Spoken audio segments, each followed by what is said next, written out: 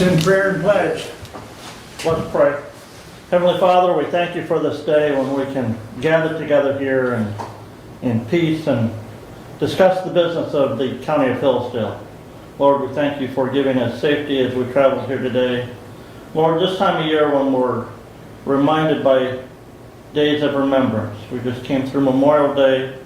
Lord, we just celebrated the 80th anniversary of brave men landing on the beaches of Normandy to liberate Europe from the tyrant Hitler. Lord, this Friday we celebrate the birthday of the United States Army and Flag Day. We thank you for those brave men and women who have answered the call of our country and given in service, and some given the ultimate sacrifice for our freedom. May we never forget. Just like we should never forget the sacrifice you gave for our lives. Lord, we thank you for that. Be with us this day. We ask these things in Jesus' name. Amen. Amen. I pledge allegiance to the flag of the United States of America and to the republic for which it stands, one nation, under God, indivisible, with liberty and justice for all.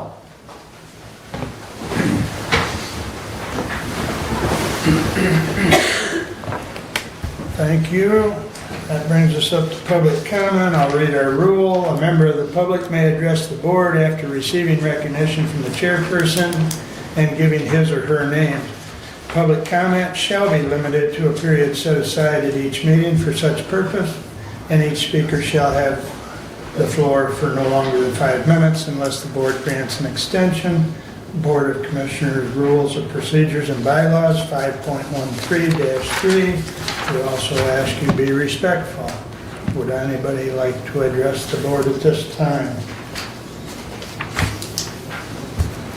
There will be a second public comment towards the end of the meeting. Thank you. Consent agenda. Motion to approve the consent agenda as presented. Support. Any additions or corrections? Hearing none, all those in favor signify by saying aye. Aye. Opposed, same sign. Correspondence is listed. Any comments on correspondence at this time? I just did want to comment on Addison. Basically, the documentation, the chief was new about the time that the new contract was initiated. Made some corrections in regards to the capital equipment fund, working with the person who does their bookkeeping for the village of Addison. And so the documentation that we have basically brings them so that it reconciles the reports that they have previously filed, makes the capital equipment balance correct.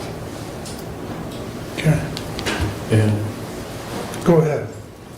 if I may, on tire recycling collection days, to our constituents, you must register for that, and you can call 517-825-0162 or email hillsdalecd@macd.org to get enrolled in that tire collection. Very good. Anything else on correspondence? Entertain a motion to approve the regular agenda. Move to approve. Support. Moved and supported. Any additions or corrections? Hearing none, all those in favor signify by saying aye. Aye. Opposed, same sign. Shamar, we're up to you, sir. Alrighty, good morning, everyone.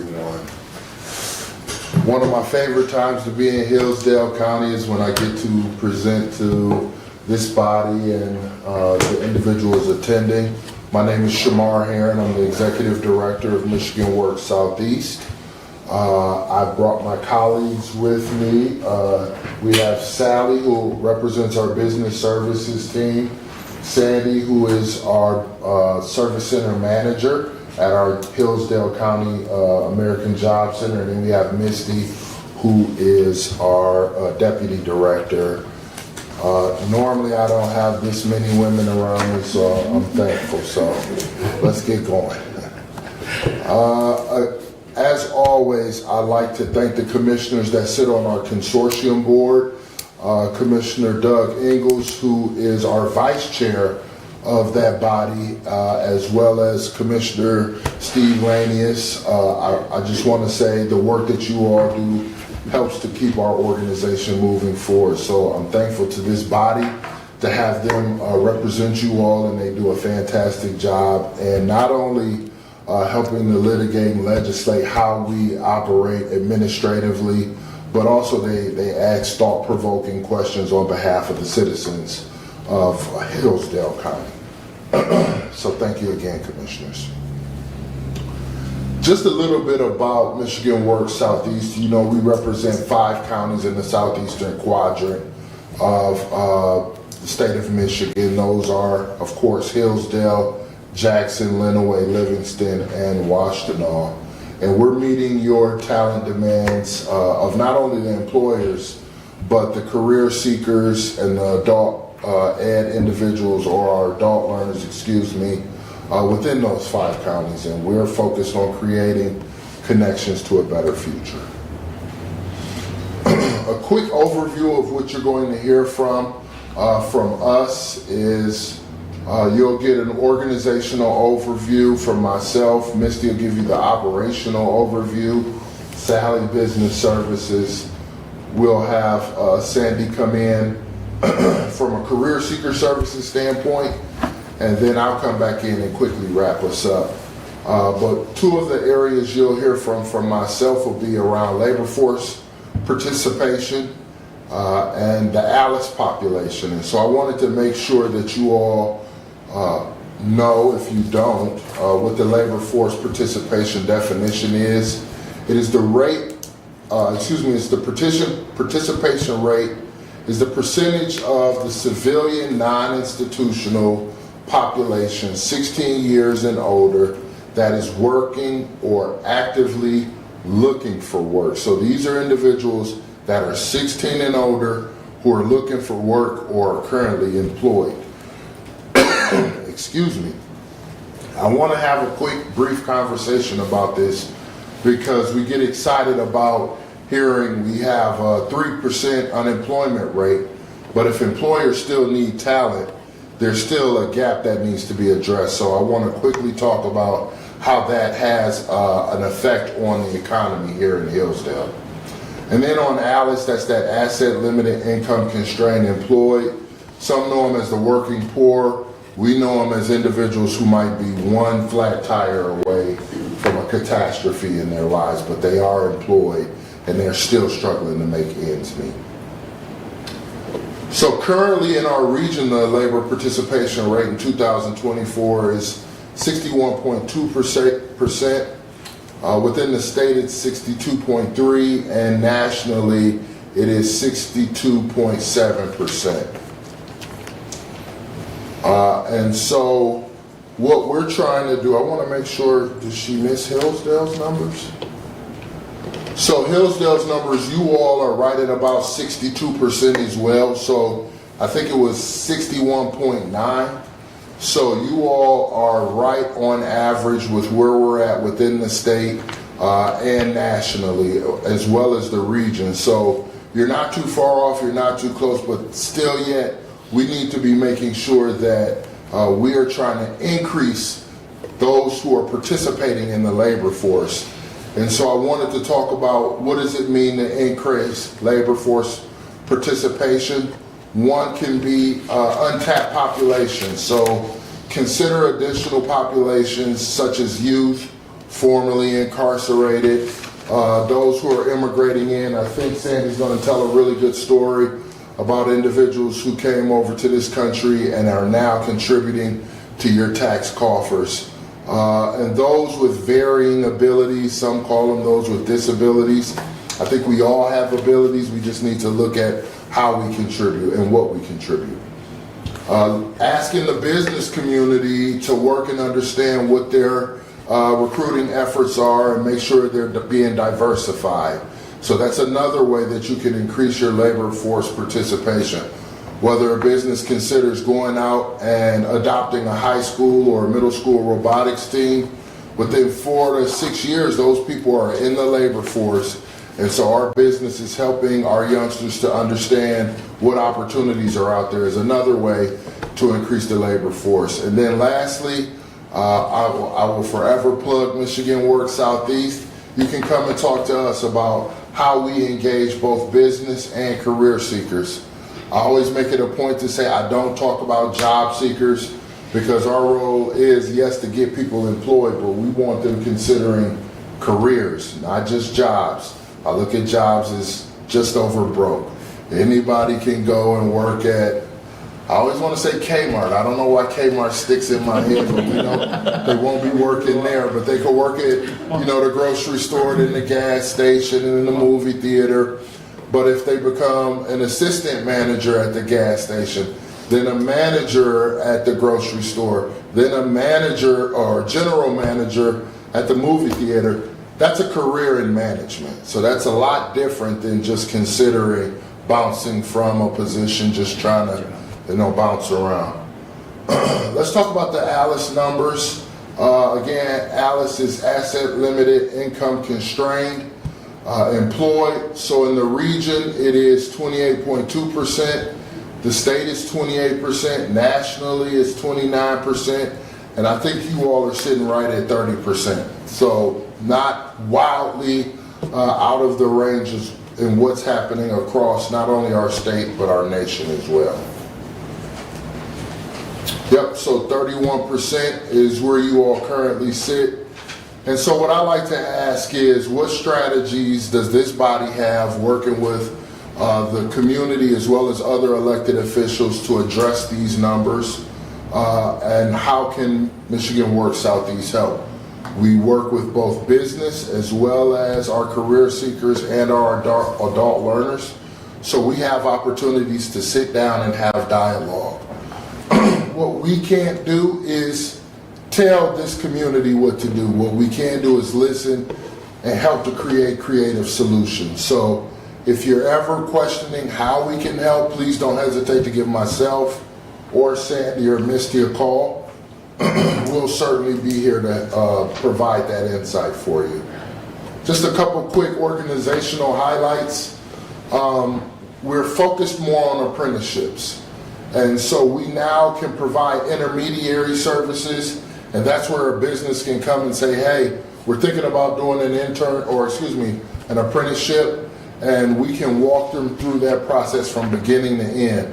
Whether they want a registered or a non-registered apprenticeship, Michigan Works Southeast has the tools and the expertise, primarily Sally, to help that business understand what that process looks like and how it will benefit their talent force. We are focused on summer youth employment. I think Sandy may talk just a little bit about it, so I'm not going to steal her thunder. And finally, I wanted to make sure you all know we were no different than many of the employers in this country who battled against the Great Resignation. So we're finally getting our team stabilized. Our business services team was operating at half of the capacity that they could, and we now are only about 2 or 3 positions short from having a completely full Michigan Works organization. That's 80 full people. So I just wanted to let you all know those are the things that we've been focused on since the last time we were in front of you. So up next, we've got Misty. Thank you. Good morning. So Misty Shelters, Deputy Director with Michigan Works Southeast, and I'm just going to give a quick overview of our operational goals and targets that we've been working on in the 2023 program year. So on this slide, you can see in 2023, we were definitely post-COVID and starting to see higher numbers of visitors to our 5 American Job Centers. And so regionally, we served over 31,000 individuals, and in Hillsdale, we had about 2,100 of those folks coming through the doors at our center. For Michigan Works Southeast, we came up with 5 organizational targets that allow all of our 80 team members that Shamar spoke of to help contribute to the success of the organization. So each one of our funding streams have their own performance measures, and it's specific to the funder for that. But we wanted to think higher. If I'm in HR, how do I contribute to the success of the organization? If I'm in our fiscal team, how do I help someone have an apprenticeship number? And so we have these 5 targets: training completion rate, apprenticeship target, employers served, and participants served, as well as jobs filled. And we track these, talk about them quarterly as an organization, and then our individual teams review them monthly. So this is where our 5 counties are. We have a few more weeks of the program year left, so you can see this data is through June 3rd, and oftentimes we see a boost that last month of our program year to these numbers. And let's talk about Hillsdale real quick. So Hillsdale has been knocking it out of the park with their training completion rate. You can see they're at 61%. And what that means is the individuals that are enrolled in our adult education, so they're seeking either high school completion or their equivalency degree, individuals we're sending to classroom training, as well as our work-based learning, so an on-the-job training contract or an incumbent worker training, all of those feed into this metric, and so 61% of them are successfully completing that for us, for Hillsdale. Apprenticeship target for the organization, we're shooting for Hillsdale to have 28. We're still growing. That's an area of opportunity for us to grow and continue to work with the businesses and the individuals within Hillsdale to connect them to those apprenticeship opportunities. You can see that we're only 5 employers off from meeting our target for the year, so Sally's been doing a great job, and she's going to give some additional information here shortly about the businesses she's been working with. Confident she's going to hit that. Participant targets, you can see we're 169 out of 220, and then our jobs filled, that right there, we have exceeded that, right? So in Hillsdale alone, we have filled 662 jobs through the first 11 months. So that is something to certainly be proud of here for this county.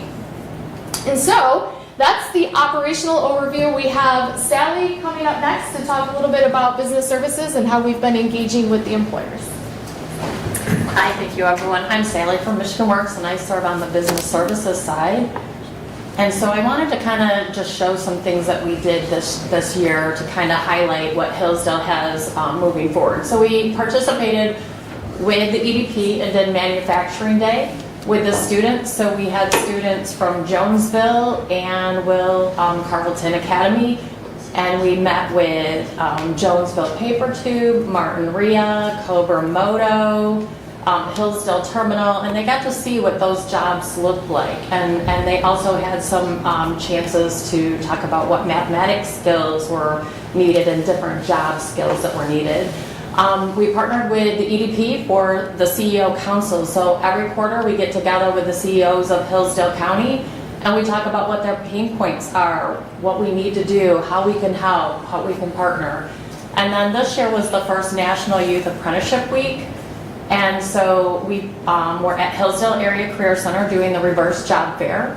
And we had that youth apprenticeship week. So we had kids that could ask questions about what it's like to be an apprentice, look at ONET codes, see what skills they would need. So we're super excited about our apprenticeship numbers. We hope to grow that this year.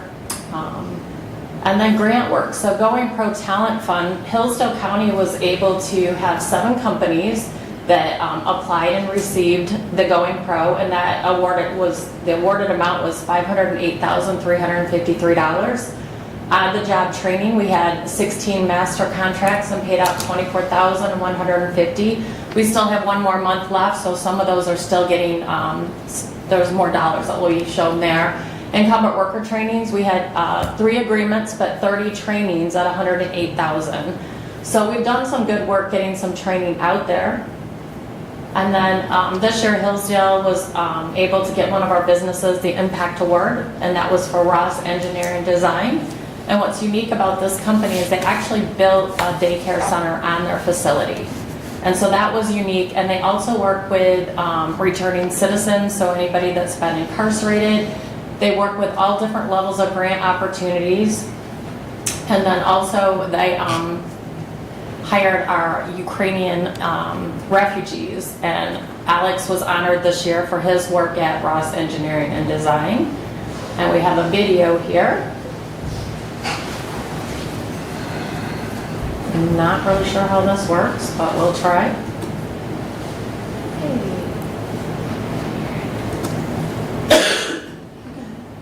his plan. There we go. Hello. Michigan Works Southeast partnership with Ross Design and Engineering exemplifies our commitment to fulfilling the talent needs of local employers while supporting individuals like Alexi in their journey to meaningful employment. Our diverse array of services include on-the-job training as well as work experience placements. It demonstrates the flexible and responsive approach we take to workforce development. Alexi's story is a testament to the power of collaboration between Michigan Works Southeast, our local businesses, and motivated individuals. It highlights the impact of our programs on the lives of new community members and the companies that employ them. So on behalf of our Workforce Development Board, our Consortium Board, and our 5 communities that we serve, we want to wish Alexi and Ross Design and Engineering nothing but the best in your future endeavors. Thank you. The story of Ross Design and Engineering and Alex highlights the critical role of workforce development programs in facilitating community integration for refugees and other hard-to-place individuals. Their success underscores the importance of state support for programs that connect skilled workers and employers in need. This collaboration between Michigan Works Southeast and Ross Design and Engineering showcases the synergy between economic development and humanitarian efforts. It proves that when businesses and communities' resources come together, we can create opportunities that uplift entire communities and strengthen our economy. At Ross Design and Engineering, we believe in investing in our employees and embracing diversity as a strength. Partnering with Michigan Works Southeast to welcome Alex to our team has been a rewarding experience, showcasing our commitment to providing opportunities for growth and development. Our collaboration with Michigan Works Southeast for initiatives like the on-site daycare center reflect our dedication to not only advancing our business, but also supporting our employees by setting a new standard for employer-led community engagement. We are proud to play a role in Alex's success and look forward to continuing our partnership with Michigan Works Southeast to meet our workforce needs while making a positive impact in our community. My journey from Ukraine to the United States was filled with challenges, but thanks to Michigan Works Southeast Ross Design Engineer, I found an opportunity to rebuild my life and career here. The support I received from language training and job placement has been invaluable help to be provided to my family and our community. The opportunity to work as a design engineer has not only allowed me to utilize my skills, but to grow as a future where I can achieve my part in my goals. I'm deeply grateful for the chance to start anew and for the continuous support from Michigan Works Southeast. So then I wanted to highlight some of the fun things that we did this year and some unique things. So Meyer came to town and we were able to host our offices for them to do interviews with their management team. That was a nice way to meet Meyer. And then we had a fun event at the library for Library Shelfie Day. So we went out there and supported the library. We partnered again with the Hillsdale EDP with Congressman Wahlberg, and we visited quite a few businesses this year just to kind of see what their pain points were and how we could assist with any of those needs. So now I would like to introduce Sandy Gallant, our service center manager. Sally, before you take off, I just wanted, your job fair and everything, the County Farm Bureau several years ago participated, and I don't know if it was with Michigan Works, but trying to let especially the high school seniors know the job opportunities within the agricultural sector, because agriculture sometimes is looked at as just farms, when in fact it's the support network that supports us as far as the grain mills, the John Deere dealership, international, the list goes on. And I hear almost every day when I go to get a tire fixed that they're short on employees, or the mechanics at either Wells or Greenmark, they're short on employees. So I guess I just reach out to you to try and, encompass that. Yeah, me being a farm girl from the Hanover-Horton area, I do understand what you're talking about. The nice thing about what we're trying to do with apprenticeships is we're reaching out there to our community, finding out how we can tap into those interests, right? Right. And keep that moving. So there are some agricultural apprenticeships. I work with Wells all the time to see if we can get that service person in there that has that Okay. training. I worked with Green Mart, in fact, bought a lot of tractors there. So we are trying to work with all different sectors, but agriculture is really It's key challenging. to my heart too. And then also you have the MSU Extension Office here today, and they really do a lot Got it. to help Okay. with that. Thank you, Sam. Yep. Hello, I'm sure you recognize me. I feel like this is my second home, coming to your meetings all the time. So I'm Sandy Valencia, Service Center Manager, and I want to address about the Farm Bureau Agricultural Day. We're sponsoring it this year in September. It's the first time that we're going to be involved in that, so we're on top of it. So Okay, thank you for good. bringing that to Thank us. you, Sandy. So the College and Career Day, we partnered with the Hillsdale College. We were there to talk about our services, answer questions that came up. Project Connect, it's another industry where all the agencies come together. We try to focus on the homeless or the people in need. So you can see Guyla up there with our freebies at the table.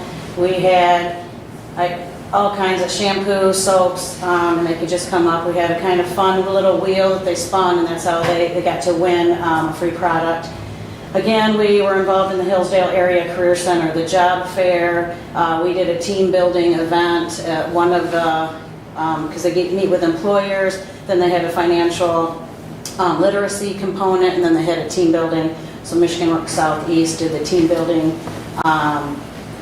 module at that event. The resource fair, that is another event. That is the one that Guyla actually sat through again. We had the resource fair we brought together when the big three were on strike, and we wanted to get ahead of that to see how that would impact our community. Thankfully, it didn't impact it that much, but we were ready. We had DHHS there for people to apply for food stamps and cash assistance. We had Stand Up Wireless there to give out free government phones to those who are eligible. We had the health department was there. They have a community resource specialist that was available. And then Commissioner Lanius, you stopped in, so we appreciate you stopping in that day.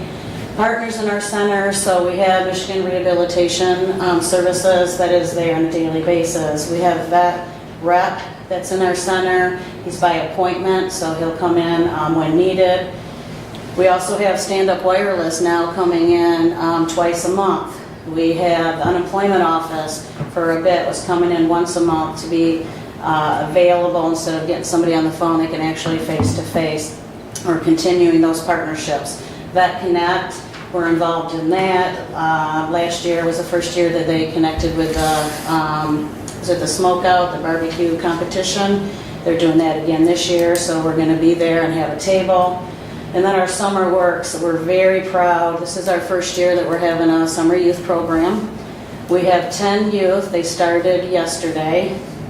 We have one of them wanted, so we looked at the youth and wanted to match up a site with their interest the best that we could. So one of them is artsy, wants to be in art, and so not a lot of jobs, particularly that they can draw. So she started work yesterday at Jonesville Bakery, and she's going to be help decorating the cakes. We're going to do a celebration at the end on August 7th, and we've asked her to decorate the cake for her peers, so that's going to be exciting. We got somebody that wants to be a veterinary, so we got them over at the Humane Society. We just met, I had a conversation with Lifeways yesterday. In July, they're going to do some mental health training for the youth. So the youth are going to be at their site Monday, Tuesday, Thursday, and Fridays. Wednesday, they're coming into our center. And during that time that they're in the center, We got Southern Michigan Bank doing financial literacy. We're doing the A game, and if you're not familiar with the A game, there's 7 A's: attendance, attitude, appreciation. I don't know the rest of them, but they're going to get taught on all 7 of those while they're there. And then we're going to have some other partners come in and also work with those youth while we have them.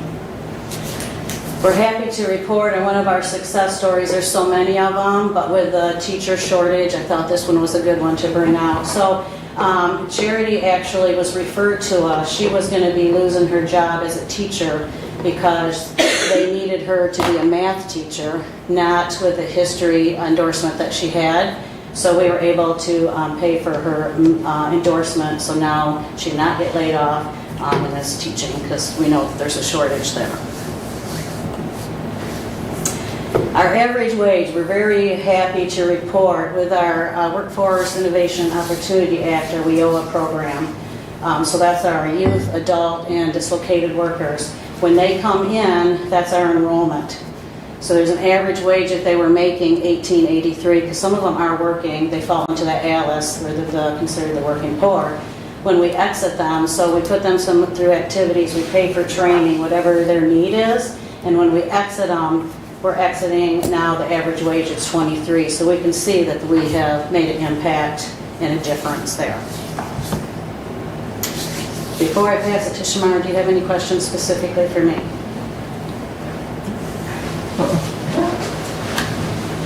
Alrighty, so just to wrap it up, thanks ladies for all of the fantastic information. I always ask you, how are you engaging us? So if you know of a business that's in need, come collaborate with us, please. A career seeker, whether it's someone in your family, someone that's a neighbor, someone that you're passing in times of, while some of you are out campaigning, just know that we are a resource for you. Make sure you know that we can help you with some of the special projects that concern helping your business community. And then if there's community events that you can think of where we would be of a value add, I hope that you wouldn't hesitate to reach out to us. So just know that we're here to collaborate not only with you all as a county, but as individuals as well. Here's the contact information for the set of presenters, and we just want to say thank you. And I love that picture of the Hillsdale group. That was taken just this Friday, so our communications team is moving fast. With that, that concludes our presentation, and we'll take any questions you may have.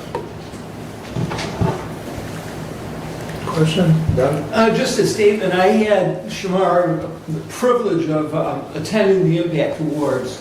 It's an impressive event, shows life-changing opportunities for the clients Michigan Works Southeast serves.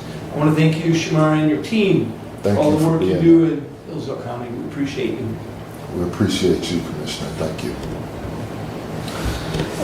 One of the numbers earlier there, Shamar, showed district-wide you had an increase from 22 to 23 in visits to your workforce centers, but Hillsdale County was actually a decrease. Any thought as to why on that?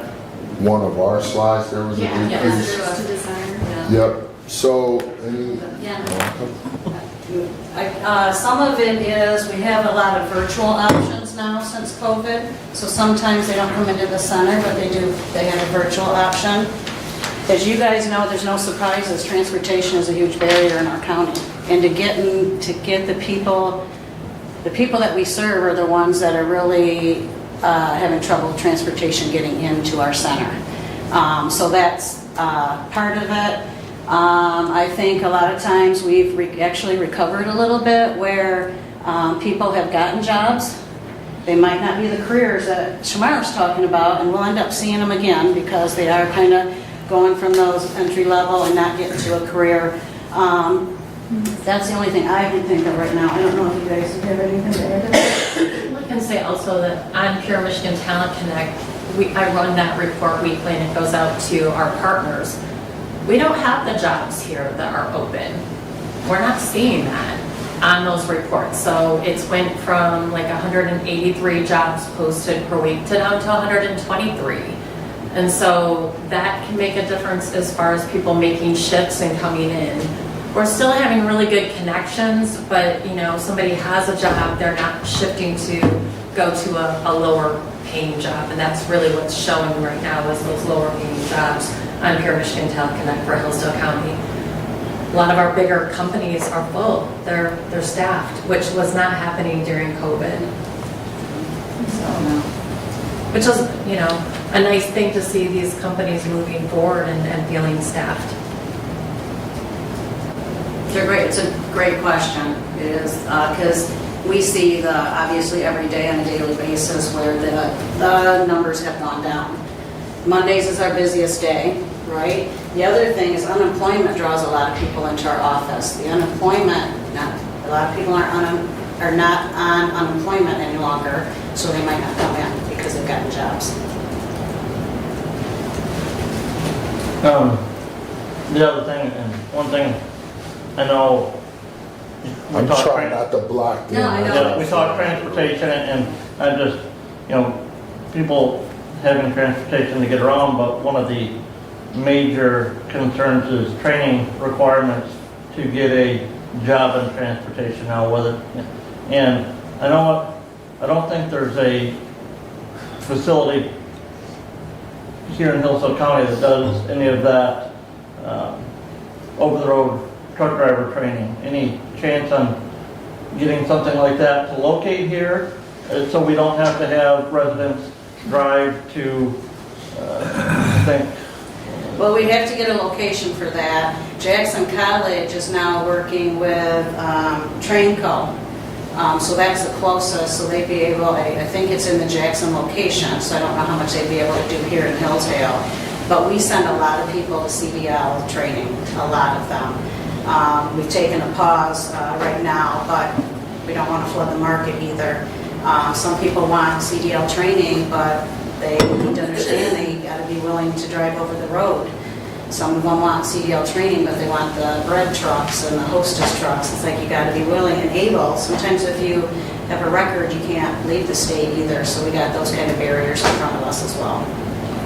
And we work closely with the Hillsdale EDP, so if you think there's a market for it and some rationale and there's data to support it, we'll absolutely sit down with the EDP and see if there are options for us to negotiate with businesses that are willing to move into the area.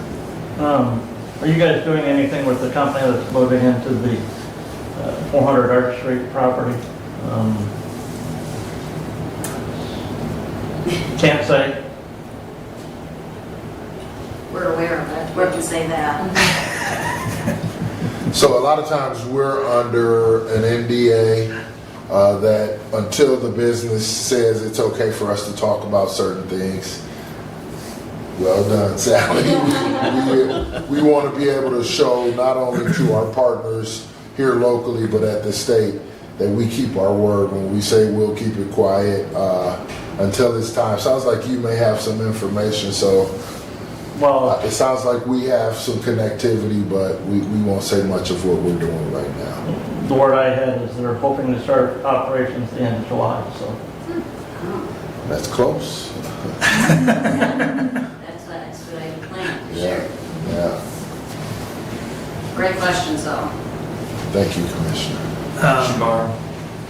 Good. Go ahead. So, in addition to transportation, I think even more overreaching what I'm hearing is housing. And so, I don't know how that interrelates with your agency.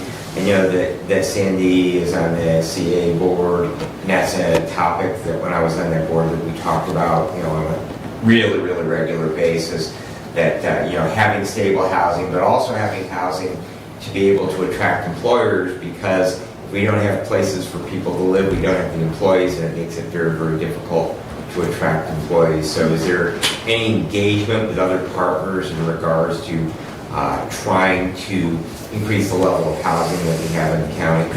I can speak to that a little bit. I'm actually just got involved with CAA on Region K, so our area is considered Region K. None of them are the same, we've got different names for our region. But that's where CAA hosts, and we bring everybody from Region K together, and we do breakout sessions.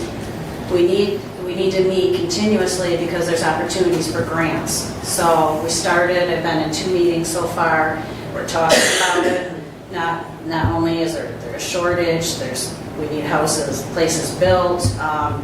There are some, like Key Opportunities has got something going on in Jonesville. I don't know if that's going to be able to affect some of our participants because I think they need to have a form of disability or need some help taking care of themselves. So, but that Region K I'm pretty excited about because those are the key partners coming together so that we can start applying for grants and get some needed work done here to get some more housing. Yes, we refer people all the time to CAA, but sometimes they don't have the grant money available to help, or they have the grant money now, but they don't have any places. So the money's available, we just don't have any places to put the folks. Thank you. Yeah. Nationally, if you look at Cleveland and Pittsburgh, they're taking abandoned buildings and refurbishing them to become what's called workforce housing. So one of the buildings was right across the street from a school. So the teachers who were struggling to find affordable places to live were able to relocate into the newly renovated space there. So there are creative options that are happening across the country around what's called workforce housing. So those are additional options that I think this body could have some play on for buildings and spaces that might have that option and opportunity. Thank you. Yep. Any other comments or questions? Once again, thank you. Hopefully it won't be a full year, but if it is, we have our liaisons that are hopefully reporting back. I saw Commissioner Ingles' notes one day, and I was thoroughly impressed that he reports back. So thank you all again. We appreciate you. Very good. Thank you all. Do we need to do anything with this, or will the gentleman come back in? Dave will take care of it. Very good. All right, take care. Thank you all. All right. Moving right along. Mary. You're up. Did you all have a presentation? Yeah, I don't know if Dave's got it loaded on there.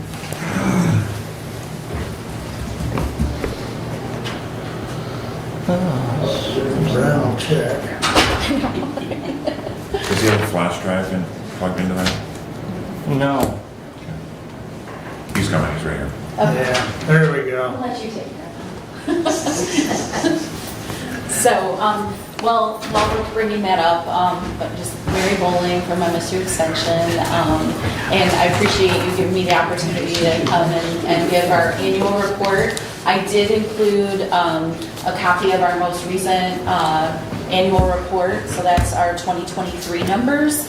And I'm not going to go through everything in there, but just to let you know, we have information. The way it's laid out is sort of the internal pages are one page for each one of our institutes. So whether it's a youth program, we've got a page on that, what's happening in Hillsdale County. And this is just very high level, picking a few stories, things like that. We couldn't possibly cover everything that we do. And so we try and summarize the best we can what's happening in the county with the youth programs, the nutrition programs. We've got our Ag Institute, and then we have what we call it's called our CFE Institute, which is Community Foods and Environment. So it's kind of, if it doesn't fit in agriculture, youth, or nutrition, it kind of gets put into that fourth institute. But we have a lot of different things happening in the county. And once we get the presentation up. But while we're on the subject of housing, I just wanted to let you know that we just hired a housing educator she's housed in Washtenaw County, but she's doing work all over the state, actually.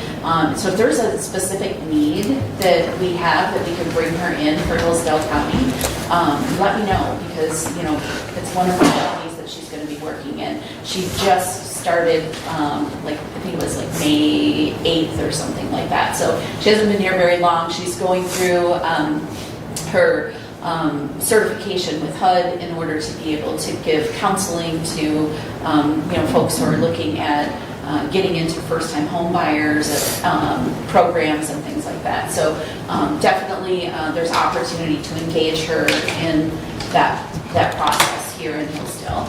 And then the other one I'll let you know about is we actually have the only open position in the district. So talking about stabilizing our workforce, I'm so thankful. I've been on like 35 search committees in the last 2 years. So we only have one open position right now, and that's for a brand new position, conservation agronomist. So to help our farmers figure out what's happening with their crops and things like that. So it's a brand new position, and a little bit of their work will be focusing on water quality. So they'll be working quite regularly with Sarah Franczak, who's housed here in Hillsdale.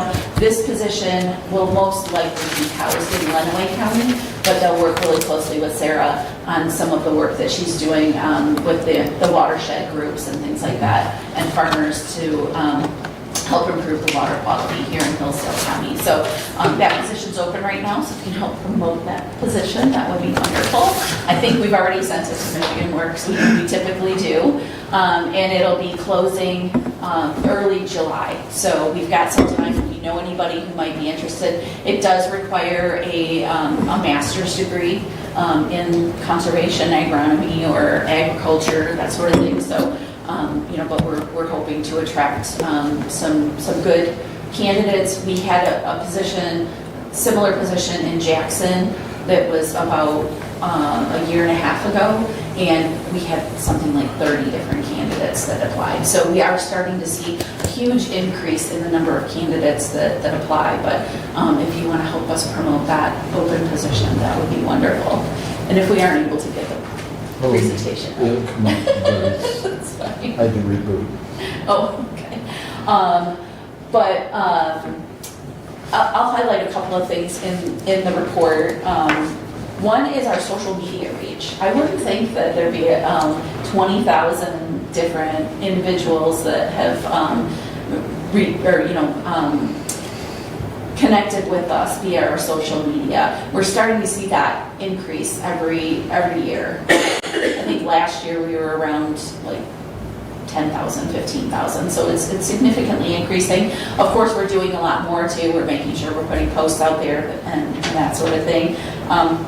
We actually have 10 staff members at MSU that live here in the county, so they're directly impacting the tax rolls there too, which we only have. We have 4 staff members that are in the office, so we have 10 folks who choose to live here, and so that's pretty incredible. The other thing that I see here in Hillsdale County is we get a lot of volunteers, not just for our 4-H program, but a lot of them through our 4-H program, and it adds. So we do conservatively. We average. We say that it's probably 10 hours a year from each volunteer, and then thank you. When we do the math and we use the federal volunteer labor numbers, it's about $45,000 in contributions to the local economy that we're seeing that volunteer value. And then the other thing I wanted to bring to your attention is on the 5th page, and that's our MSU Product Center, and that's something that you might not know about, but we have staff members from Product Center, one housed in Monroe County and one housed in Washtenaw, but doing work here in Hillsdale County. And so last year they helped 3 different companies with their business planning and consulting efforts. And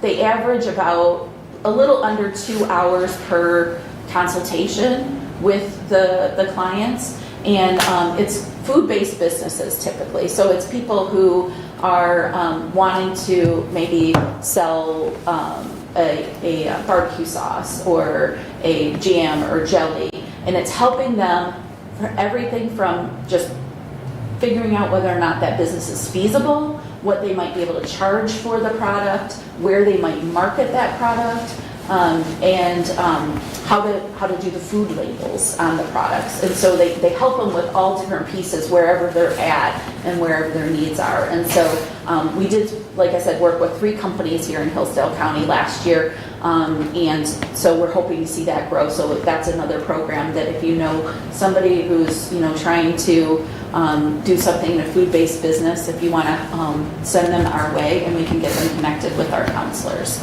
So I'll just head into my presentation, and you all know the mission of MSU. We're basically trying to bridge that knowledge between what's happening at the university and the research that's happening at the university, but the needs of the local community. So what is it that's needed in the local community? Can we go to our researchers, see if that exists? If it doesn't exist, is it something that we can provide? And so, of course, our programs are open to all.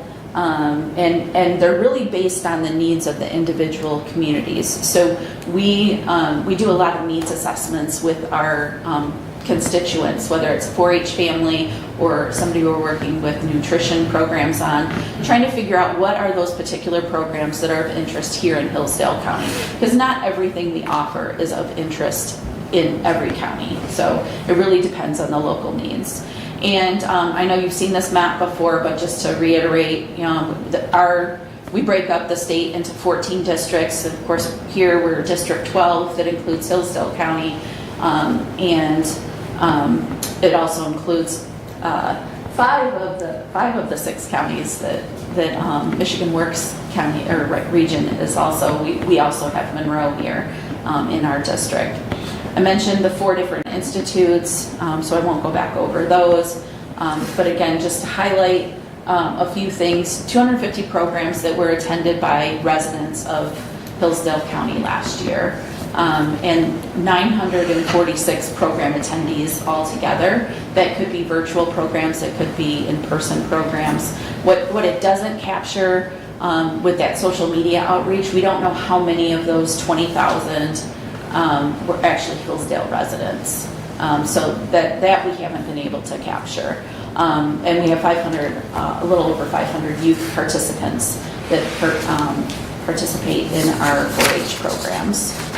I already mentioned our annual report. You can take a look at that. But I wanted to spend a little bit of time, just in case you weren't aware, who the 4 staff members are in our county office here. And Laura, she's the secretary, and she keeps the whole shebang going. She's the glue that holds it all together. And she is a county employee, so we're very thankful for that. And then we have Sarah Franczak, who's our ag educator. I know many of you know Sarah, and she's been doing great work for a long time. And then Kayla, she's new within my 2 years here. She came on board the summer of 2022, I believe. But she's been doing a great job with the county fair and getting clubs started, and she's doing some outreach with schools now and going into some of the schools and getting some what we call spin clubs, which not everybody who participates in 4-H has to be a 4-H member. You can participate in 4-H programs through these special interest groups, which usually are shorter. So it could be like a 6-week program where she goes in and does science in the classroom, for example. And then she's been working a lot with staff from around the state, actually, other 4-H staff, and bringing them in to do different types of programming. And I know she did one on animals, and she did another one on chocolate, and the kids got, and their families actually, because that was a family science night, they were able to come in and learn about the history of chocolate, but then also do some sampling of different chocolates from around the world and things like that. So, and then Kevin's part-time in Hillsdale County. He splits his time between Hillsdale and Jackson counties. He has offices in both locations, and he's looking for opportunities to network more and get engaged with more nutrition type programs here in Hillsdale County. So I think last year he was able to do 7, and he was new last year, so a lot of his first year is all about creating those partnerships and figuring out where those needs are in the county. I know one of the big programs he's working on right now is to work with a local food pantry to do some nutrition programming and do recipes and maybe some cooking classes with the food pantry. So, but if there's any other opportunities to get him better connected in the county, I would appreciate that, and I know Kevin would as well. So, with that, I will conclude and see if you have any questions. One of the things I guess you talked about on our last conference call was the training for people going to farmers markets and stuff. Mm-hmm. What is that again? That's part of our product center.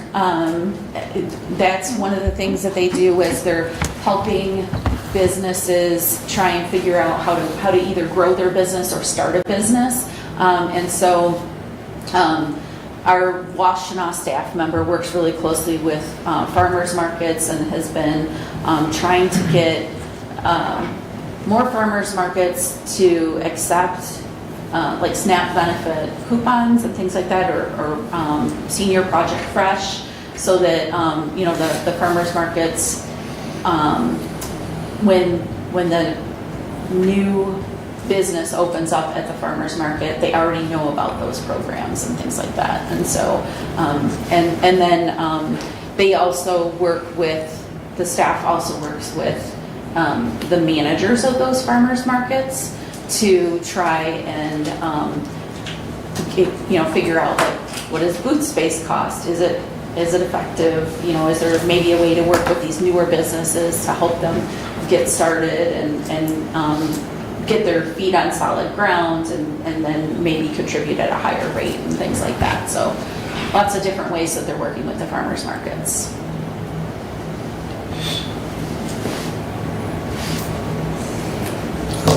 Other comments, questions?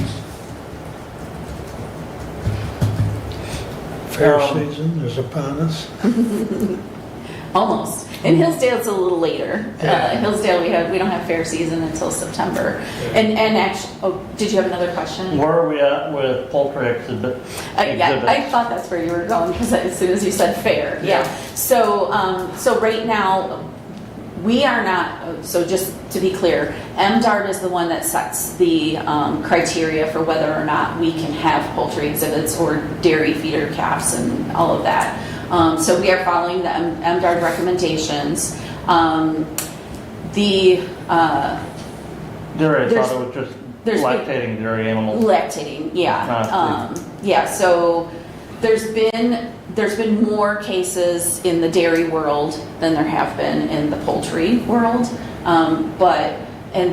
For poultry, MDARD is saying 30 days since the last report, which is like today, tomorrow, because it's been 30 days. So I think last time I heard it was June 12th, which is tomorrow, is when MDARD is potentially lifting that or saying it's okay to move forward. By September, I think we're going to be okay. It's the July fairs that I'm more concerned about, because if there's one new report right now, that's going to impact our July fairs more so than anything else. And when it's 4-H exploration days and dairy expo, that's middle of July still? Well, exploration days is actually in a couple of weeks, so it's in June, and we won't have poultry there unless MDARD says it's okay. So, but the thing about it's not our first time, and avian influenza is going to be around. It's we're not going to eradicate it, so we have to figure out how best to work with our youth It teaches them about being adaptable. It teaches them that they're not always going to get 100% of what they want out of life. And, what do we do? And we shift and we are helping them have a positive youth experience. That's what we're focused on. It may mean we can't bring certain animals to fair sometimes because there's something going on in the world beyond what we have the ability to control. And so we're trying to teach youth that they can still have a positive fair experience even if it's not exactly 100% what they anticipated. So. Okay. Anything else? All right, well, thank you again for the opportunity. Good to see you all again. Yep, good to see you, Mary. Yeah. Thank you. All right, we'll keep moving down. Doug, you're up first on reports.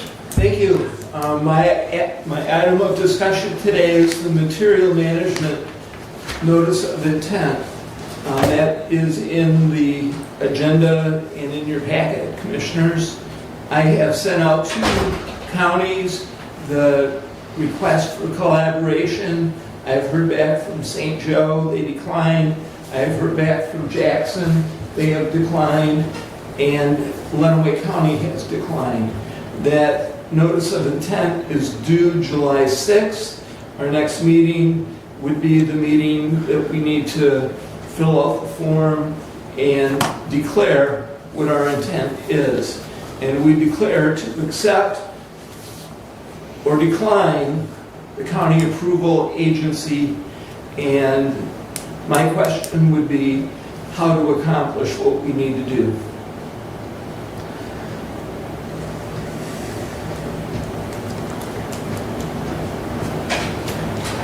I guess my comment is I think that, we, at this point, the path is becoming clearer. I don't know that it's crystal clear yet, but it looks like that it's going to be something that we are going to have to formulate on our own.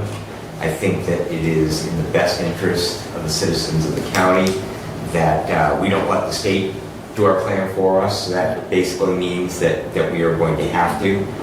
I think that what we may have to consider is that we will have funding, and so we may have to consider developing a job description and looking at hiring an individual or contracting for an individual that is going to coordinate and write our plan. This is not something that any one of us, it is going to be a full-time job for a couple of years. I think that that's becoming clearer and clearer. A lot of work. We heard the number that Region 2 said that potentially writing a plan would cost a bunch of money. And so I think that our best action is that we go ahead and I'm willing right now to make a motion that we go ahead and file that intent with the state that we are going to write our own materials management plan.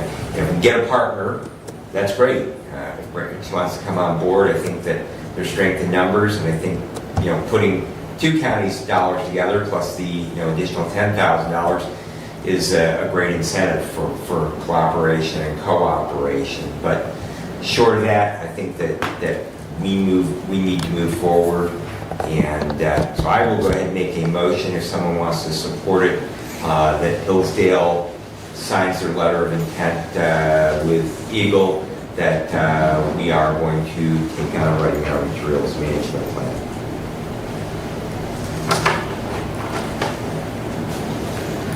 Okay, well, a couple of comments here. So that would entail... Point of order. Okay, we need a support. I would support that. Okay. Can you repeat the motion for me? I'm sorry. So the motion is that Hillsdale County file a letter of intent with the Eagle that we will write our materials management plan. So now, with that, we will have to establish a committee, is that correct? Commissioner, we have already established the premise of that committee. We've already passed the resolution, and it's spelled out in statute as to who has, what representatives of industry and government have to be members of that committee. So then will we be putting out applications for positions on that committee? We would be seeking, interested parties to Fill become those statutory members requirements. of that committee. Commissioner, I'm of the belief that because the day you file a notice of intent starts the next timeline as to when the next item must be done. Within 120 days after you file a notice of intent, you must designate who the planning agency is going to be. Right. And so, Commissioner, I am of the firm belief that we wait until July 6th to file any notice of intent. And I'm fine with that, Commissioner, but I think that we need to move forward. And my idea of having this motion today is we can come back with a formal resolution at our next meeting, which would take us to the end of June. And then we could actually even incorporate filing that with a date. And I would suggest maybe a day before the deadline for that. But we could actually incorporate that as part of the resolution. Forgive me, I don't remember right now what the county, are we open July 5th? Look to the. We would have to coordinate the correct date, absolutely. And I think having the motion and having the support and passing the motion gives us time to fill out the notice of intent and then follow up with the resolution. Right. And have the date of the notice of intent to be the furthest down the line that we can possibly have.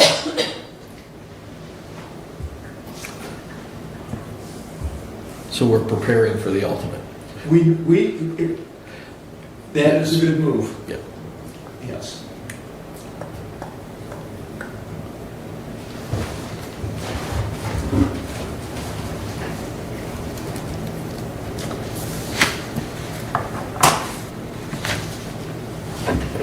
Any further discussion on the motion?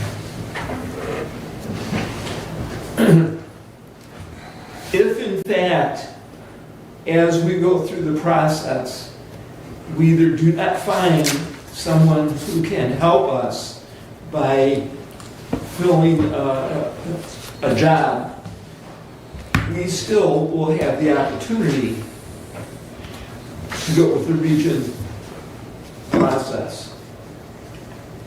I think by doing this step, we're giving ourselves the opportunity to take advantage of writing our own plan. If we fall short, we need to be prepared to do a fallback. That would be my comment. Comments, Steve? No, I have no comment, I agree. Okay. Brent, anything further? I would just say that, unlike Commissioner Benzing, I don't feel that we need to hire a position to do this.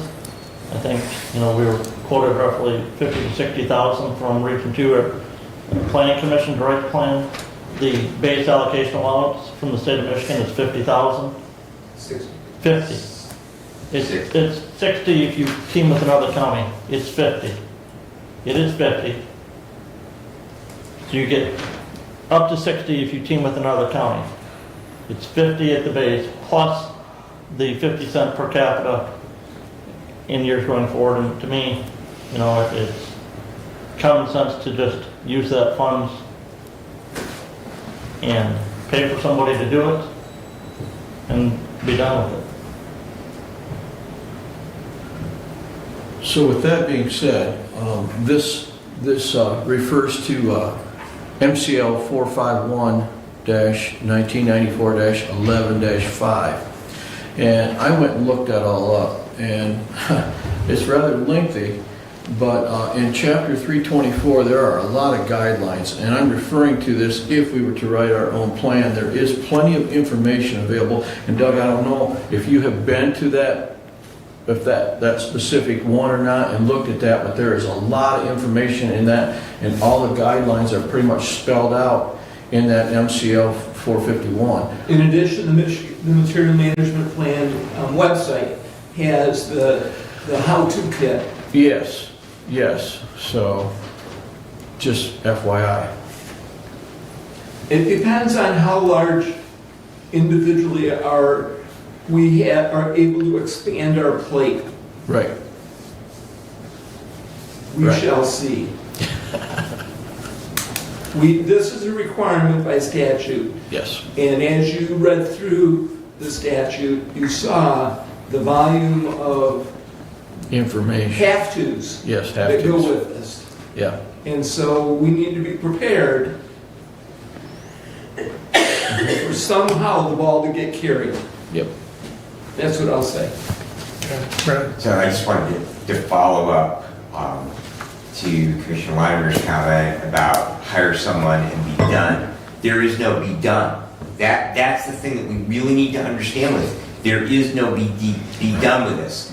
So this committee will go on forever. The materials management plan and our requirement to publish a recycling guide to coordinate transfer stations and where solid waste materials go, and also to reduce the amount that we send into the refuge stream and meet the 2029 goal of 40% of those things that we throw away go into the recycling stream.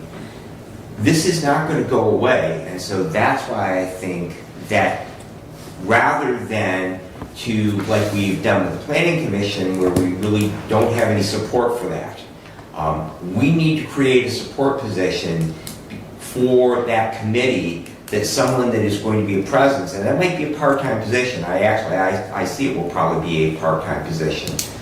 But we are going to have somebody in county government that is in charge of this and is responsible for it, and it's not something that we can turf off on somebody who's already working for us. There is too much to do with this, and there is an ongoing stream of money. Not a lot, not a lot, but that 50 cents per capita goes on, at least as long as the legislature is willing to fund it in the budget, because it's not constitutionally mandated.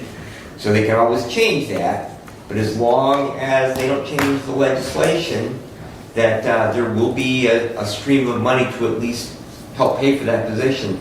So I don't think this is something that is a one and done. I think that this is something that we are going to have to simply accept, that it is a function that the legislature has pushed off on the counties, and we're just going to have to embrace the suck on this and create a position and make it part of county government.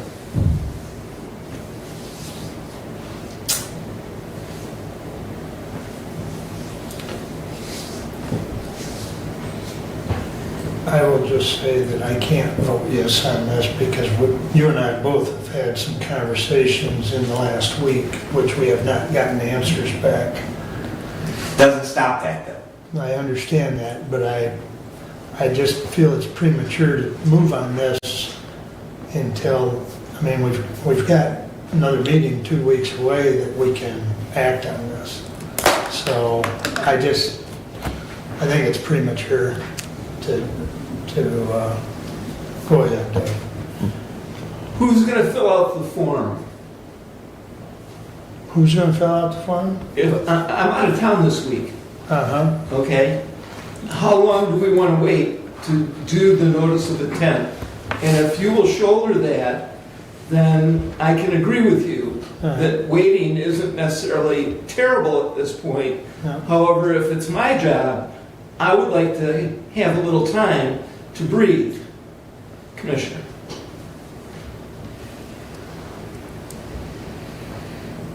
Point taken. Okay. So I can support it with reservation. It's very difficult. So you'll have the form all filled out for us to review next meeting. I'm sure the deputy clerk and I will be able to put our heads together. Do you have any hair left up there? Okay. Any other discussion on the motion at hand? You want to read the motion back, please? Yeah, and I want to clarify I had the right second to it. So, motion that Hillsdale County file a letter of intent with Eagle that we will write our own materials management plan. And that was moved by Commissioner Benzing and supported by Commissioner Leininger. Did I hear that correctly? Yes. It was Langus, okay. You caught me off guard a little bit by that, so I apologize. Okay.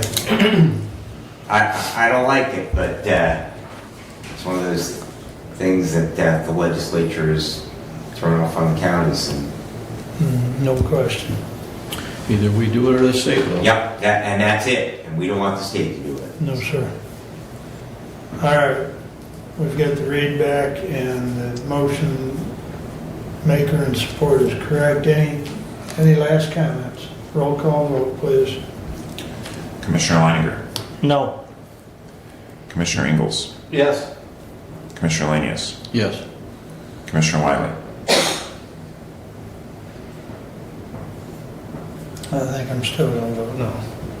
Commissioner Benzing. Yes. Passes 3-2. All right, motion passes 3-2. Please continue, Doug. Thank you. I attended last week the 7th annual Active Assailant Conference. I have brought back and shared much of what I learned to our emergency services. We had discussion from FBI intelligence gathering, the Aurora police chief with the movie shooting, Oxford Township supervisor with the Oxford High School shooting, the Nashville chief of staff, which has, if you recall, 18 months ago, the church and school shooting. We had the Orlando chief of staff discussing the Pulse nightclub shooting. We also had victim specialist FBI who led victim assistance response at MSU shooting. Also, Ted Werner, father of Alexandria Werner, who was killed in the February 13th, 2023 Michigan State University shooting. Stories and descriptions that I heard were overwhelming. The experiences that these communities have had with all of the preparation that was discussed by some of the communities and some of the shortfalls that were discussed by other communities, and the learning that had opportunity that we had to hear from these who were directly there. Some of the folks that spoke were those that had people in their arms dying. It was unbelievable and overwhelming what I heard. Many times during the conference, pre-planning and preparation were discussed. Not only the tactical of what to do and how to with arms deal with those that are the active assailants, but how to deal with the volume of people that want to help. Where do you put these people? How do you find things for them to do that are productive and helpful, rather than so many people being there and everybody's in everybody's way with all the confusion that happens? What do you do with the volume of people that truly want to help? How do you handle, and what do you do with the money that comes in for donations, those from all over the country that want to financially assist? If you don't have bank accounts ready to go, if you don't have proper methods by which you're going to utilize this money and have defined spends, how do you handle the money that comes in? The specific locations for EMS. One of the descriptions at the MSU shooting by Ted Werner, who was the father, he drove from Clawson, Michigan. At 100 miles an hour, he had police and EMS in front of him, police and EMS behind him. Over 30 agencies showed up to help at MSU. How do you coordinate that event with all of those EMS, police, fire that are there to assist? Uniquely, one of the problems at MSU was the communication. It seems that MSU Police Department has an analog system, and the radios wouldn't communicate through buildings. This was one of their shortfalls that they learned in this event. With all of the digital communication that was coming in from other areas. The Michigan State University Police Department couldn't talk with the other units.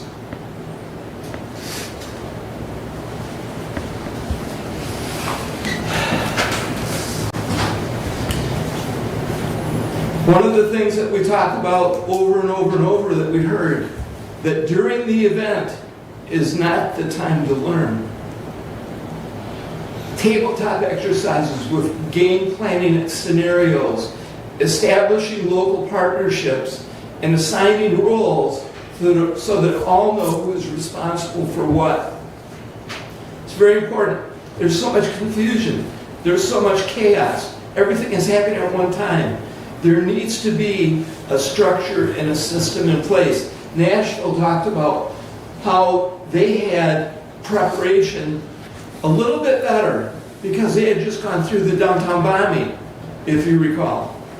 So when they had the shooting, the description of the chief of staff was she reached over her shoulder, grabbed the playbook, and had all the what to do. It's a 200-page document that has been put together on events that have happened and how to deal with the events, the things that work, the things that don't work. You only, over and over we heard, you only get one chance to make it right. You have to be right. The only way to be right is to have the proper planning and the proper conversations, the proper partnerships in our own community. These experts spoke over and over about what went right and what failed, hoping to instruct everyone who attended the seminar. Over 1,000 people were there last week, so that others can learn from their successes and failures. It's a terrific conference. I want to thank you for providing me the opportunity to attend. I was on day 1 for the elected officials. What followed was day 2, 3, and 4 for the EMS, for the police, for the fire, so that they can dig deep into what needs to happen to make our communities safer. When I came back, one of my first conversations was with Thomas, spoke with Brad, our public safety chair. I've also spoken with Chief Hepner, the City of Hillsdale. I'll speak more. I'll speak with our Sheriff, Scott Hotshire. And my goal, and as the representative, I wasn't there as Doug Ingalls, I was there as a county commissioner for this county of Hillsdale, is to make our county and what we can do for our community to be as safe as we possibly can. Chief Hepner did say that at one time there was a tactical force that met they haven't met in a while. If through this information I can help that happen, then we are making ourselves better. And what we need to do is make ourselves better. That was quite an event. And that does complete that part of my report. I'll move on to facilities. There currently are fire escape letters in the courthouse. There will be windows that can be opened, put in certain areas of the courthouse. Facilities and Public Safety Chairman will work out the details, and I'll have more information. We will have more information at our next meeting on windows that will open in the courthouse for those fire escapes. And that completes my report. Thank you. Any questions for Doug? Brad? Just a comment in regards to your report on the active sailor conference. A lot of times we get caught up in events that are tactical of nature. We had an event happen in Michigan, hour and 15 minutes away from here in Monroe County, about a month ago, where a vehicle piloted by a 60-something-year-old allegedly intoxicated driver drove through the side of a boat club into a party of young people, and suddenly they had 17 victims, 2 of which died, one at the scene, 1 later. They consumed all of the resources in southeast Michigan with that event. That was not an active shooter event. It was not an energetic materials, a bomb event. It was simply a vehicle erratically driven through the side of the building and a bunch of people in the wrong place at the wrong time. But the same situation, and how do you respond? Because national news, people want to be able to contribute to that.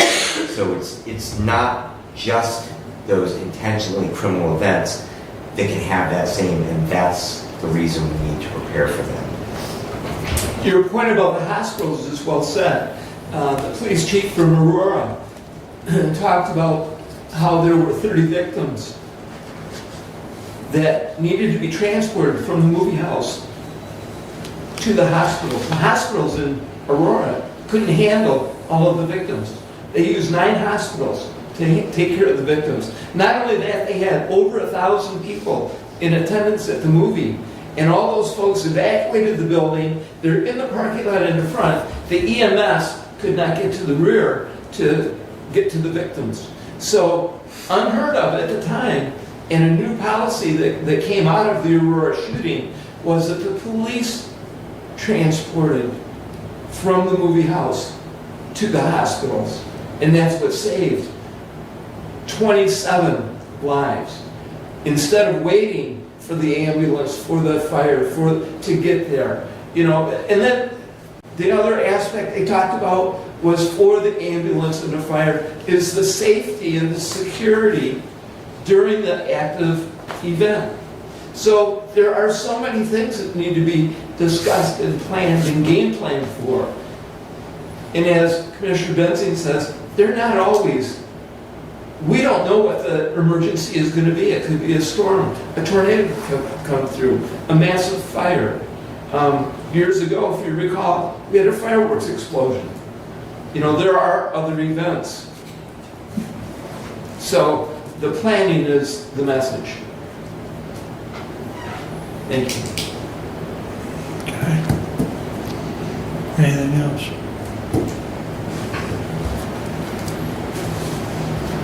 Brent?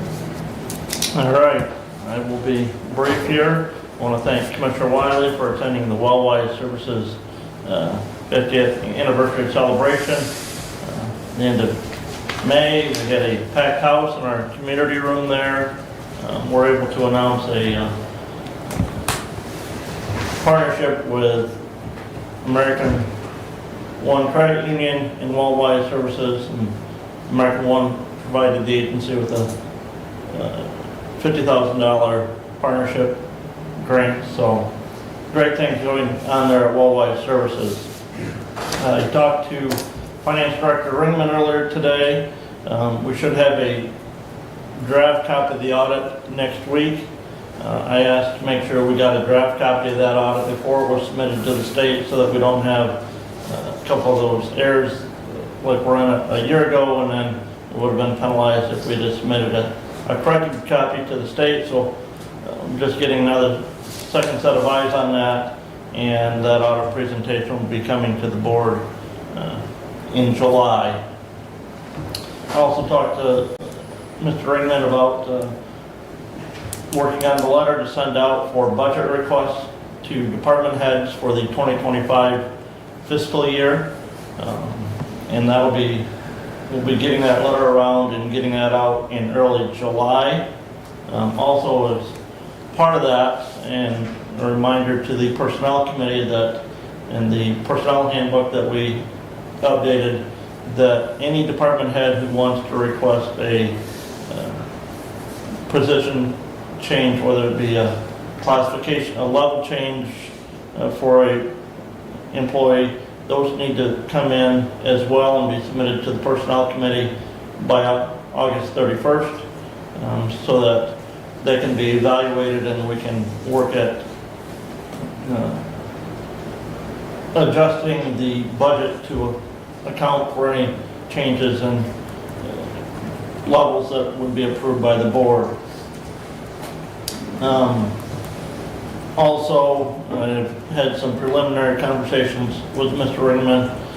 Last year, after we did approved the 24 budget, we had sent out a rough projection as to what 25 was going to look like. I want to make sure that when we move forward, that we try and do that projection, not just for the next year, but also looking long-term at a 4 or 5 year plan in that budget scenario. In the wage and classification schedule that we adopted the end of last year, we know that every employee that's on that schedule, on that step, will see a step increase from 1 year to the next on January 1st. So that we need to build in that 3.125% salary wage change. The other thing that we need to make sure that we're cognitive of is with the closing of the pension plan at the Sheriff's Department. If you'll remember the report that we had last July from Marnie Daggett at MERS, that our base contribution to that pension plan is going to get up $500,000–600,000 in the near future on an annual contribution for a few years. And so something that we need to be planning for in that budgeting process, because many of the increased revenues that we may see because of increased property values are already allocated because of that increase in the salary wages that we've approved, and to fund that defined benefit plan and to close that out, and make sure that we get to 100% funded on that pension plan. Do you want me to try and get Marnie Daggett on the schedule? Well, I reached out to her, had Derek reach out to her, asked for some additional information. She said the actuarials won't provide it more long-term than the next 5-year projection on that anticipated cost. There's a graph in that MERS report that shows that base contribution, and if you looked at that report from last year, there were years that it was going to be up over $600,000 on our annual contribution to that MERS pension plan. It spikes up and then it'll start down. Well, but it never goes away. Yes. Well, it will go away eventually because Right. that plan has been closed. Been closed, but it's about a 20-year, give or take. Correct. Yeah. Okay. You know, in comparison, I believe our contribution this year, county contribution was $310,000 or $320,000 Right to that pension plan. So, Okay. in the packet today was the state notice from the state on the approval of the statewide equalized values from the Mr. Wheeler provided to us for everybody to view.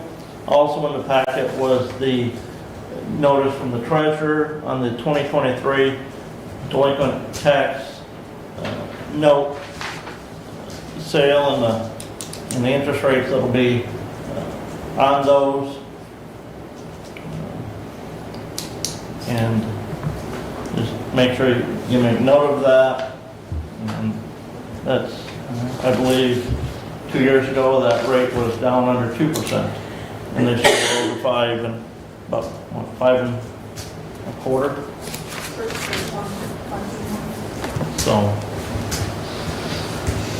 that concludes my report.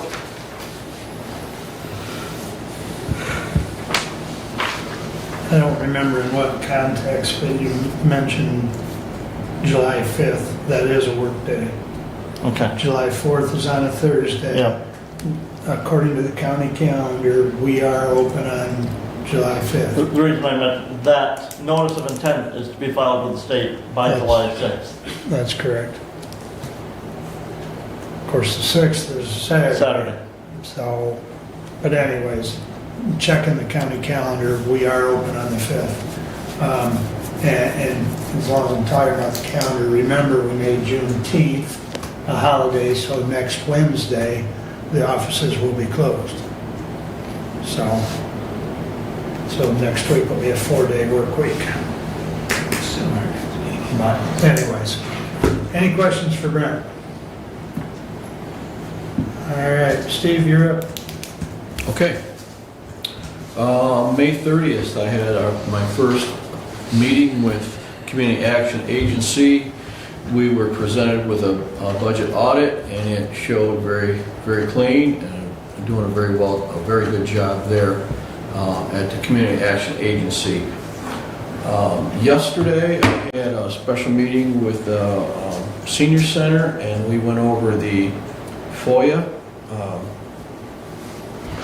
the wording for the proposals to be entered into our senior service, what do I want to say? Lost for words here. FOIA policy. Yeah, the FOIA policy. Thank you. I just couldn't come up with that policy.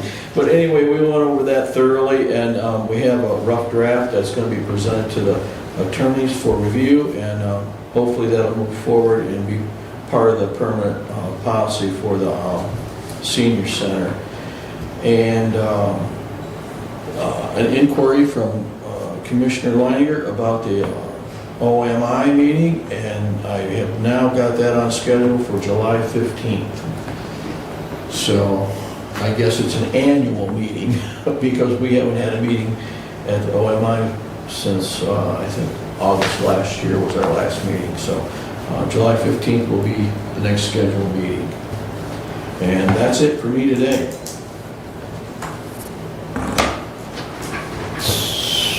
Who's the chairperson of the OMI committee these days? Mr. Rummel. Terry Rummel. So it is Terry's responsibility to call meetings more regularly, because when I was in that position, I tried to have them at least quarterly. I think I inquired about that in February or the 1st of March. So Terry needs a little encouragement. Just saying. I couldn't agree more. Because I do know that, the folks that are working on the geological survey, they're more than willing to update you quarterly. Yep. I had enough communication with them in my time that they're more than willing to meet with that group quarterly. When I inquired about it, I got crickets. Okay. So now we have it on the schedule for July 15th, so. Okay, appreciate it. And do you have a time on that, Steve? 1 o'clock 1 o'clock in Bryan. in Bryan. Yep, okay, thank you. Anything else for Steve? All right, Brad, you're up, sir. All right, we'll start right out with discussion on the ORV ordinance. Our county off-road vehicle ordinance will sunset in September. Looking at it, it was adopted on the 10th day of September of 2019 in its current format.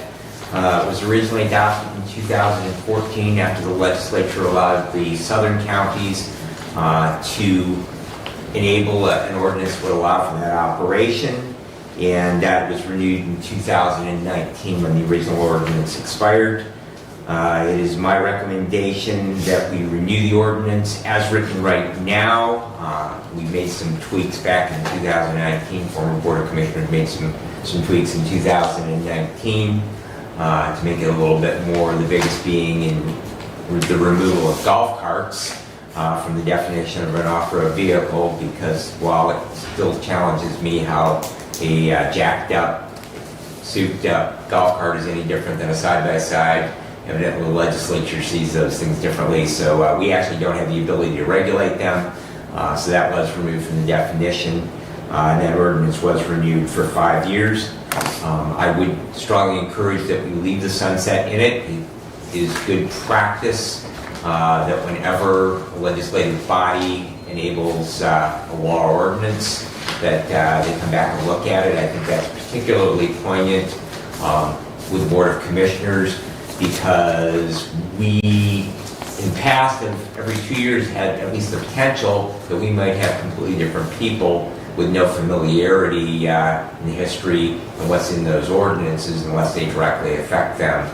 And we will now be at 4-year terms, so a 5-year sunset means that whoever sits in those seats and is elected in 20, that would be 29, would have an opportunity then to once again look at it.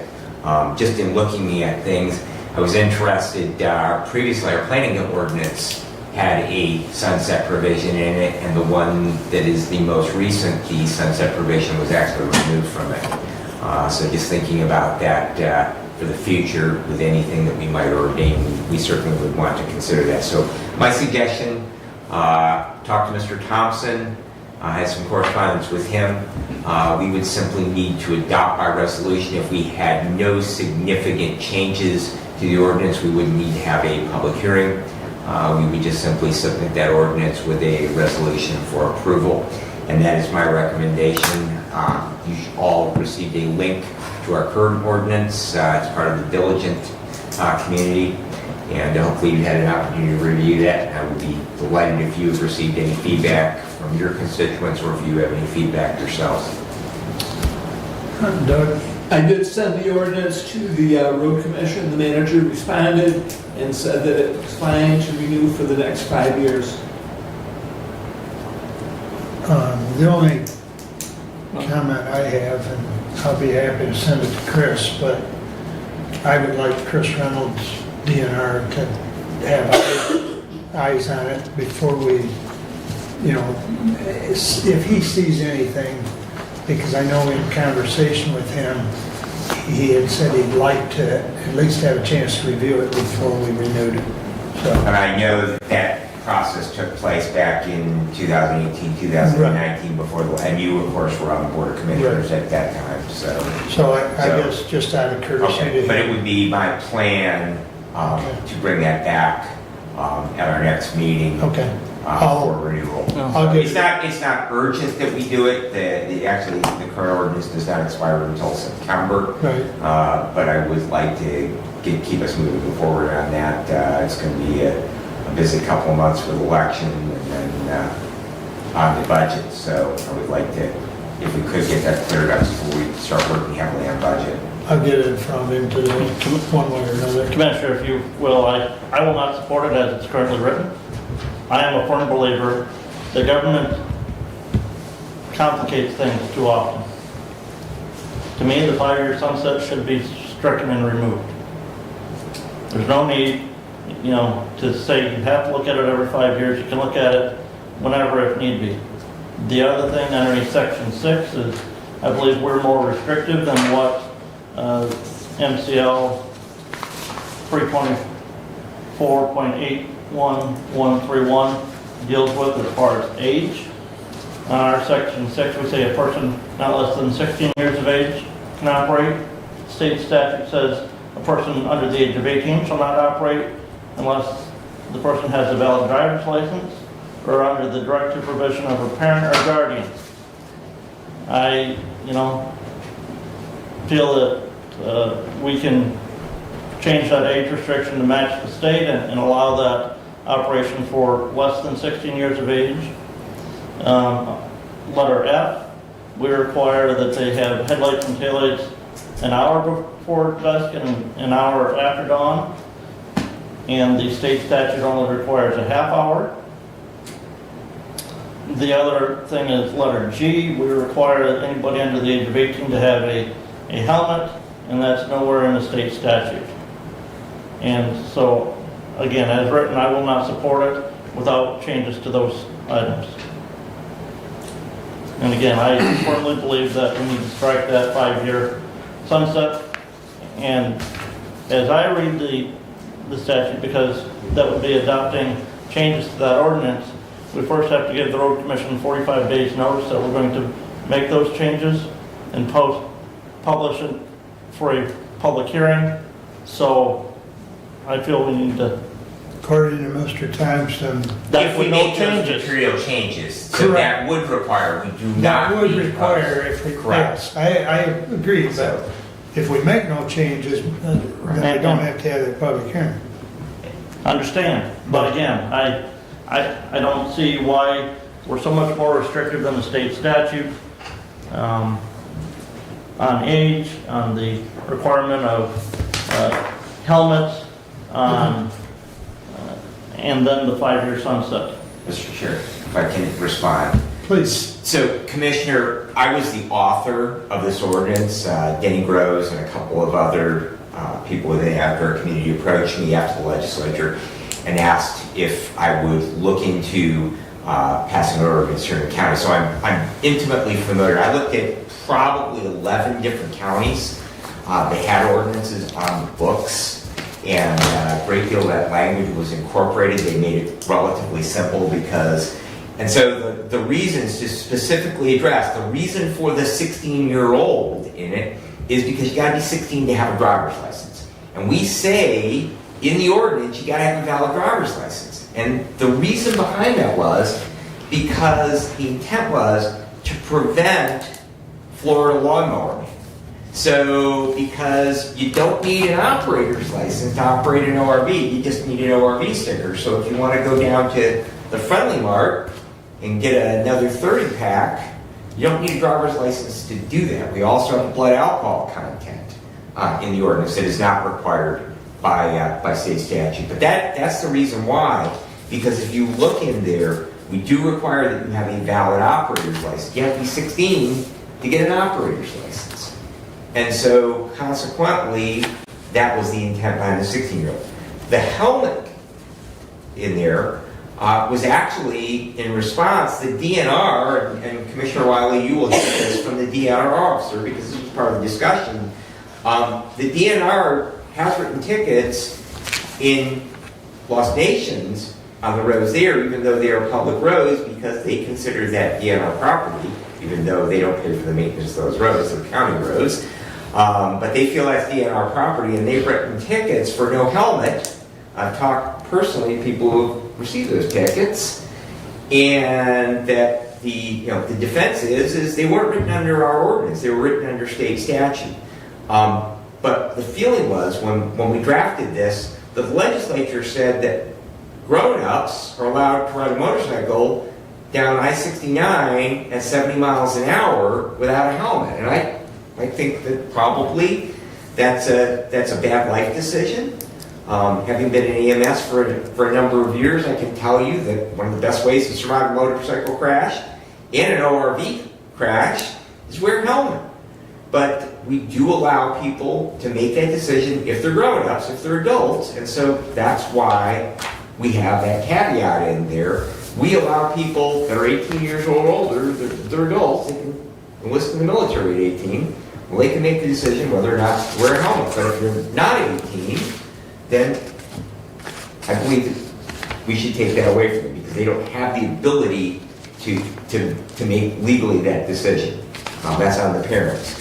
So that is why. And as far as the timing wise, just simply makes it a little bit broader. The half hour is kind of a short window. And I know that being out and about, I drive a lot of miles on county roads every day, and it's nice to be able to see people. And so rather than have a half hour, we went to an hour. I'm not saying that's something that we absolutely positively have to have, but that was the reason and rationale behind it. It just created a longer window, and if they don't have their lights on a half hour, that's going to be up to the officer to make the decision or not. But that is the reason why, because it creates a nice wide area where it's not kind of like shooting 15 or 20 minutes before legal shooting hours on opening day of deer season.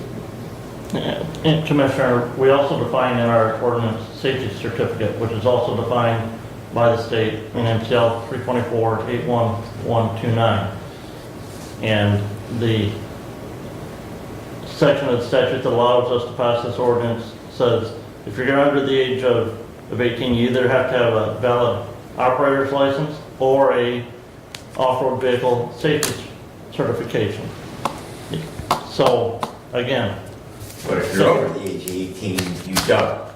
And therein lies the rub. We want people to have driver's licenses to operate ORVs. You know my stance, and again, without changes to that, I will not be supporting the ordinance as written. Duly noted.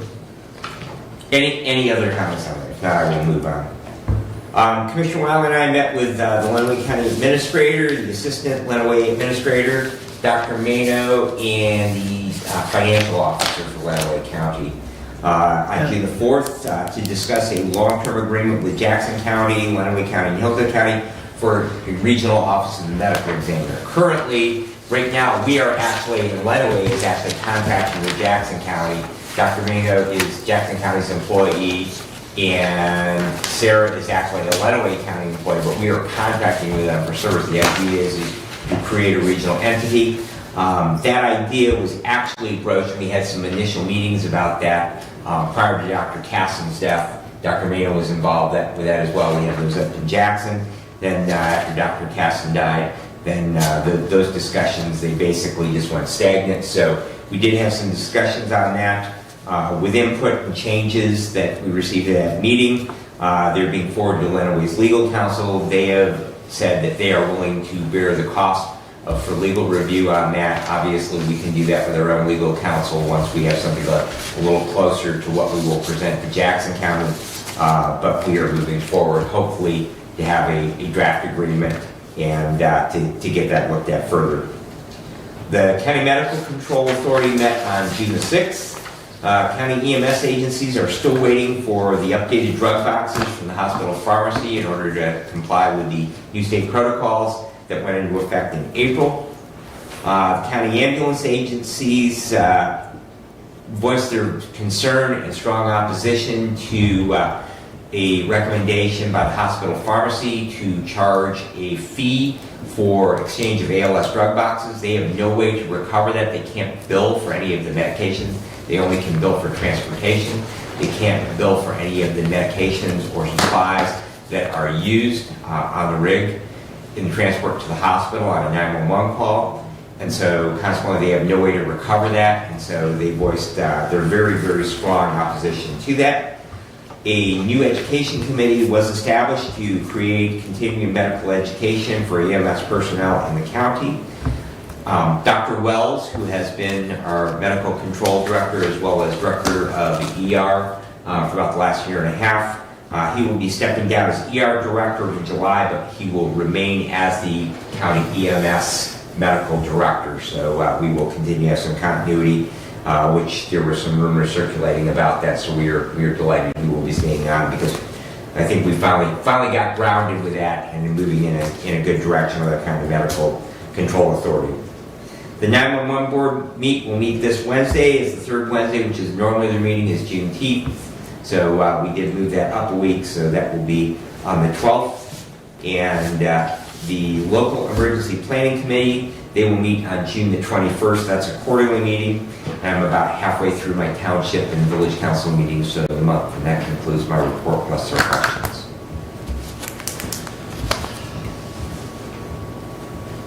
Comments? I'll just piggyback. I had ME under my report, but I'll piggyback off what Brad was saying. And you know, one of the discussions on costs, Sarah put together a chart, you know, showing deaths historic, you know, year to year. And Hillsdale has been fairly consistent in the last 3 years. As far as deaths that they investigated, at 136, 136, and 129 over the last 3 years.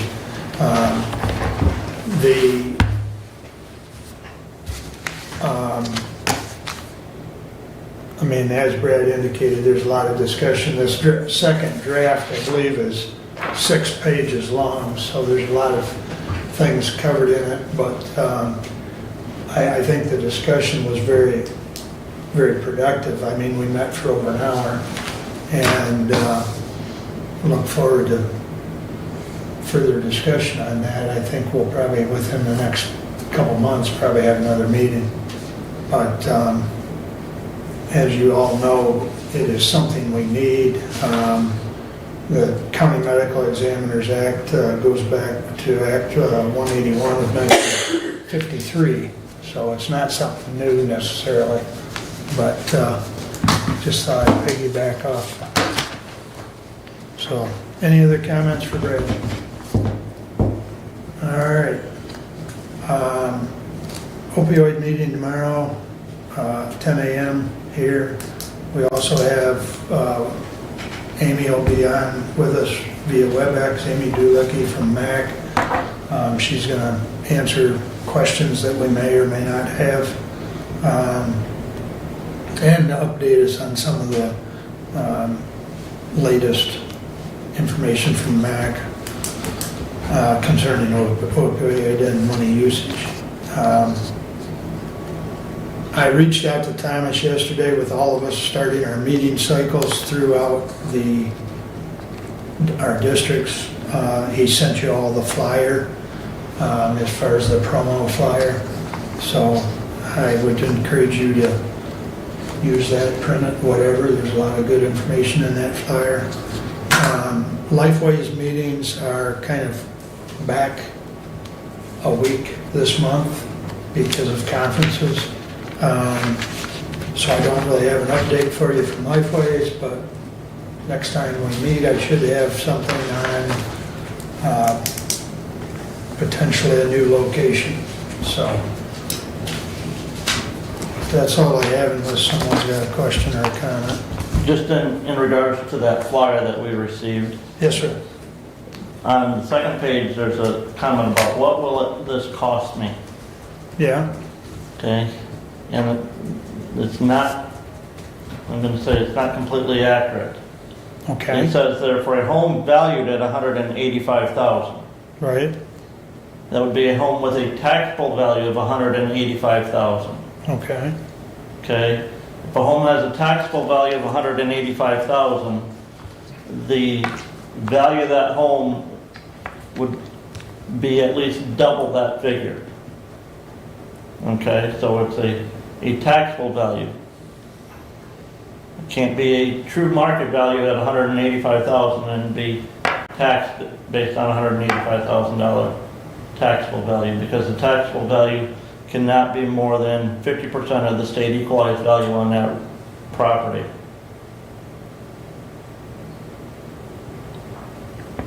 And the average residential property in Hillsdale County has a taxable value of $47,497. It's the average residential property. So roughly 48,000 is the county average. Well, 47.5, yeah. Okay. Okay. It's the county Right around residential. $50 a year, What's that? which would be right around $50 a year. It would Right. be just under $50 a year. It'd be under $50 a year. The average for all parcels, 32,130 parcels in Hillsdale County, which includes agricultural, commercial, industrial, and residential, is $52,834. 56,000. 834.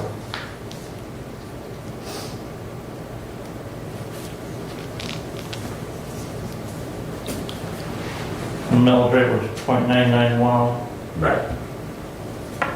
So you just make it easy and say $1 for every 1,000 of taxable.